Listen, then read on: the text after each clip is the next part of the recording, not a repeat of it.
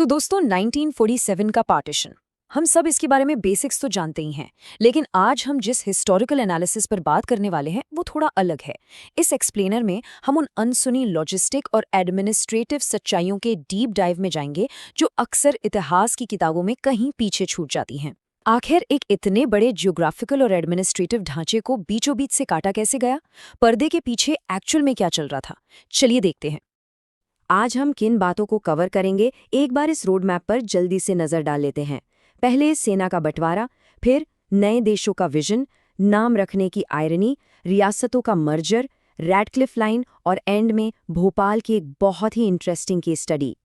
तो चलिए शुरुआत करते हैं सेक्शन 1 से, सेना का विभाजन। एक यूनिफाइड फोर्स को बांटने का ये बहुत बड़ा लॉजिस्टिकल चैलेंज था। अब एक पूरी सेना को फिजिकली कैसे डिवाइड किया जाए, ये डिवीजन एक क्लियर मैथमेटिकल फॉर्मूले पर तय हुआ था। लगभग 65% यानी करीब 2,60,000 सैनिक इंडिया के हिस्से आए और बाकी के 35% यानी लगभग 1,40,000 सैनिक पाकिस्तान की आर्मी का हिस्सा बन गए। रेशियो तो काफी क्लियर था। लेकिन रुकिए, फौजियों को बांटना एक बात है, पर प्रॉपर्टीज और वेपन्स का क्या? यहाँ आकर रियलिटी थोड़ी मेसी हो गई। हैरानी की बात देखिए, हथियारों की सारी 16 फैक्ट्रीज इंडिया के हिस्से में थीं। 46 ट्रेनिंग सेंटरों में से 39 इंडिया को मिले और सिर्फ 7 पाकिस्तान को। नेवी के जहाज़ों का भी बड़ा हिस्सा इंडिया को ही मिला, क्योंकि हमारी कोस्ट लाइन बहुत बड़ी थी। और इस भारी इम्बैलेंस की वजह से इंडिया को फाइनेंशियली कॉम्पेंसेट करना पड़ा ताकि पाकिस्तान अपनी खुद की वेपन्स फैक्ट्री सेटअप कर सके। सेक्शन 2 की तरफ बढ़ते हैं, नए राष्ट्रों का विजन। यहाँ हम फाउंडिंग लीडर्स की अलग अलग आइडियोलॉजीज को देखेंगे। जब हम सोर्स मटेरियल देखते हैं तो दोनों नेताओं की प्रायोरिटीज में जमीन आसमान का फर्क दिखता है। एक तरफ पंडित नेहरू का ट्रिस्ट विद डेस्टिनी भाषण था, जो बहुत ही पोएटिक, इमोशनल और एक आइडियलिस्टिक हिस्टोरिकल जर्नी पर फोकस था। वहीं दूसरी तरफ मोहम्मद अली जिन्ना का 11 अगस्त का भाषण सरप्राइजिंगली काफ़ी सेक्युलर था, प्रैग्मैटिज्म से भरा हुआ, और उनका पूरा फोकस इमीडिएट गवर्नेंस और प्रैक्टिकल चैलेंजेस को सॉल्व करने पर था। अब आते हैं सेक्शन 3 पर, देशों के नाम चुनना, और इसमें कॉलोनियल ब्रांडिंग की एक बहुत बड़ी विडंबना या कहें आयरनी छुपी है। पाकिस्तान नाम कोई रैंडमली नहीं सोचा गया था। दरअसल ये 1933 में चौधरी रहमत अली का बनाया हुआ एक एक्रोनिम था। पी से पंजाब, ए से अफगानिया, के से कश्मीर, एस से सिंध और तान से बलूचिस्तान। क्योंकि इस नाम पर ऑलरेडी एक पूरा मूवमेंट खड़ा हो चुका था, इसलिए नया देश बनते ही इस परफेक्ट ब्रांड नेम को तुरंत एक्सेप्ट कर लिया गया। तो ऐसे में एक बड़ा सवाल उठता है, इंडिया नाम पर कोई विवाद क्यों नहीं हुआ?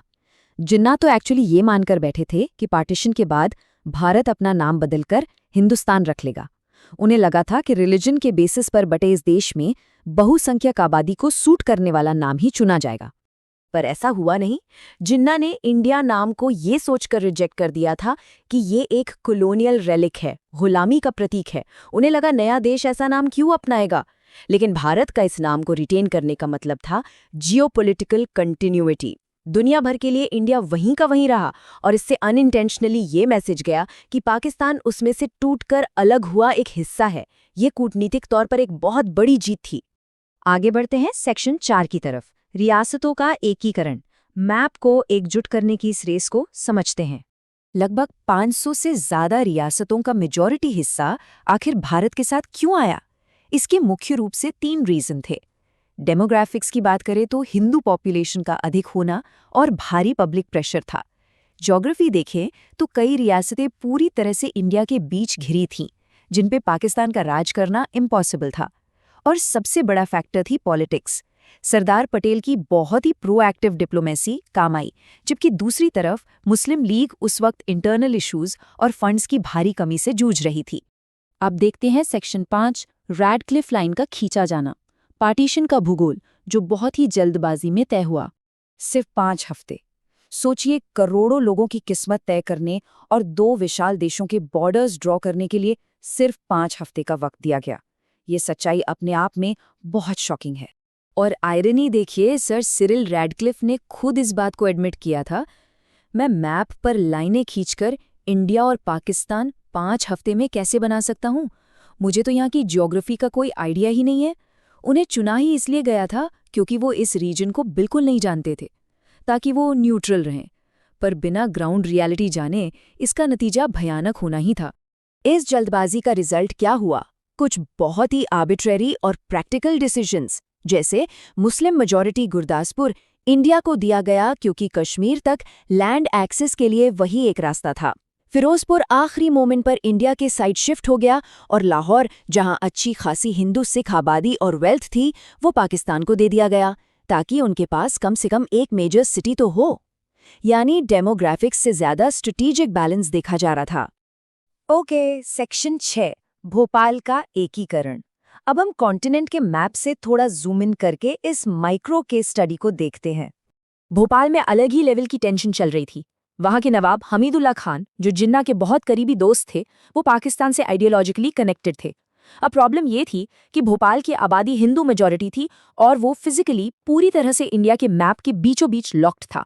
फिर भी नवाब इंडिपेंडेंस या फिर पाकिस्तान ज्वाइन करने का सपना देख रहे थे। सिचुएशन धीरे धीरे और इंटेंस होती गई। इस टाइमलाइन पर गौर करें। अगस्त 1947 में नवाब ने पेपर साइन तो कर दिए, पर मर्जर को डिले करते रहे। दिसंबर 1948 में इसके विरोध में जनता ने बड़ा आंदोलन छेड़ दिया।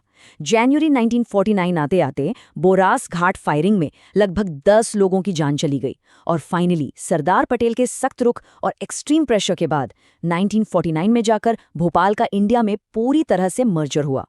तो इस पूरे हिस्टोरिकल एक्सप्लेनेशन को समझने के बाद एक बहुत बड़ा सवाल हमारे सामने आता है।